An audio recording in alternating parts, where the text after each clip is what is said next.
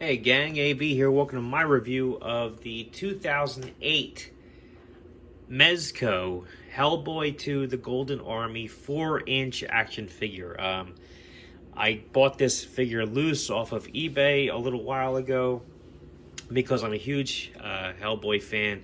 He is kind of tough to find, if you're interested, I wish you the best of luck trying to find one at a reasonable price. I think I got him for about $40.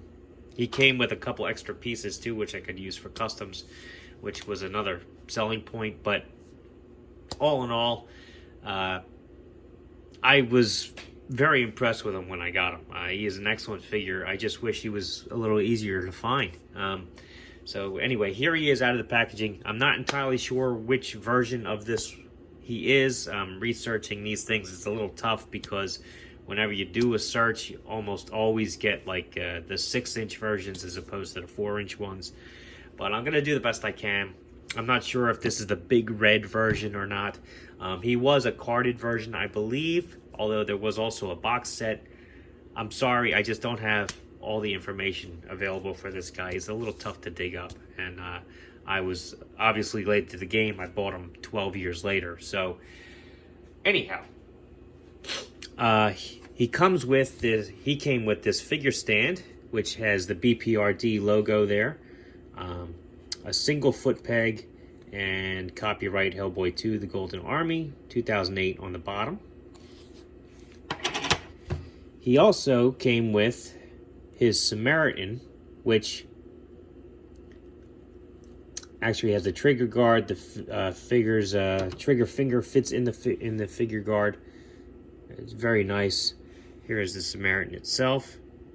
Nice weathering detail on this. Very nice looking pistol. And it hinges open just like it did in the movie. Very, very cool. It even has a bored out barrel. It's very nice. Very nice. And this does fit in the holster, although I will say it's such a snug fit, and it's kind of tough to get it in and out of there, so I won't demonstrate it. But it does fit in the holster quite nicely. So yeah, let's have a look at the figure himself. Excellent sculpt on this guy. His trench coat is a very, very forgiving, rubbery plastic, if not straight up rubber. This thing is very, very forgiving. And it has a nice appearance to it, too. It looks like a leather coat. Very cool.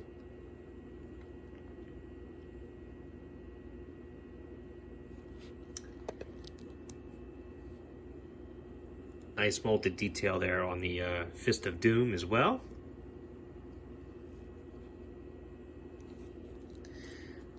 And let's get some size comparison, jumped at the gun. Let's get some articulation on this guy. His head is on a ball joint. Can do tilts from side to side. He can look up. He can look down. He can do a full 360. His arms are on have separate articulation, and I'll get to both of them. He has a ball and socket joint at the shoulder, obviously going to be hindered by his coat a little bit, but you can get a great range of motion out of there, as you can see. They also go up about that high. He swivels at the bicep.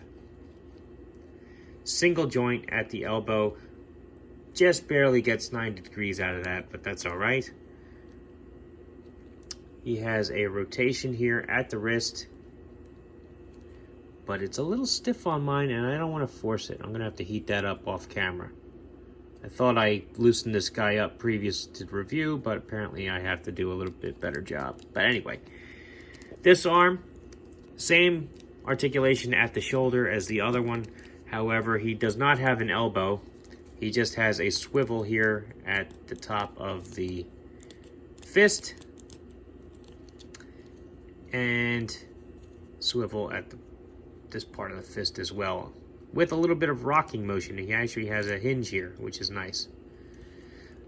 Also, some added detail there on this particular sleeve. It's buckled closed because obviously he wouldn't be able to fit his fist through that sleeve, so he'd have to cut it. Nice little attention to detail there. He has a diaphragm joint, which offers a decent range of motion up top. I think he has a swivel at the waist. Maybe not. It's a little stiff on mine. I do want to stress this. You want to be careful with any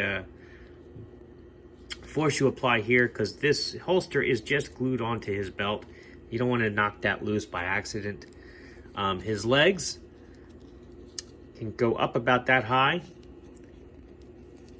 Back a little bit. They have that funky hip joint though, which I don't particularly care for. Legs do a full 360 degrees here. He has a single joint at the knee. His ankles have a pivot as well as a rocker. And last but not least, he also has his tail, which actually came off while I was doing the articulation of everything else. Pegs in there. So he's got a rotation here. He also has another rotation at this particular section so that you can get some expression out of the tail too and have it posed in several different places. Obviously there's a slit here in the coat so the tail can stick out. Awesome. Great looking figure. I'm very, very impressed with him. I wish I had picked up more of these figures when they were in the stores, but I passed, unfortunately. Regretting it now. Anyway, here he is next to a vintage G.I. Joe figure. As you can see, he scales pretty good with that. He's going to be, you expect him to be a little bit taller, so he does scale pretty good with the 3 3/4 inch. Here he is next to a vintage collection Star Wars figure. A more modern G.I. Joe, who's right there with him, roughly about the same size. Boss Fight Studio Blank, again, roughly about the same size. And a Marvel Universe Captain America figure. All in all, he's an excellent figure. I do highly recommend that if you like Hellboy, that you be on the lookout for this guy.